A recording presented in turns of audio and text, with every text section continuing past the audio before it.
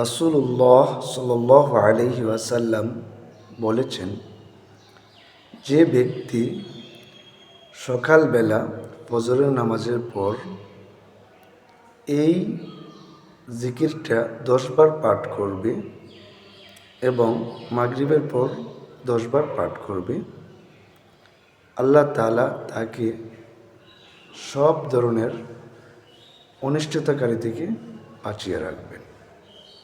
অর্থাৎ আল্লাহ তাআলা প্রত্যেকটা প্রাণীর কপালে এভাবে হাত দিয়ে টান দিয়ে ধরে রাখবেন, কাউকেই ওই ব্যক্তিকে অনিষ্ট করতে দিবেন না। সেই দোয়াটি হলো, লা ইলাহা ইল্লাল্লাহু ওয়াহদাহু লা শারীকা লাহু লাহুল মুলকু ওয়া লাহুল হামদু ওয়া হুয়া আলা কুল্লি শাইইন কাদির। আমি আবারও পাঠ করছি।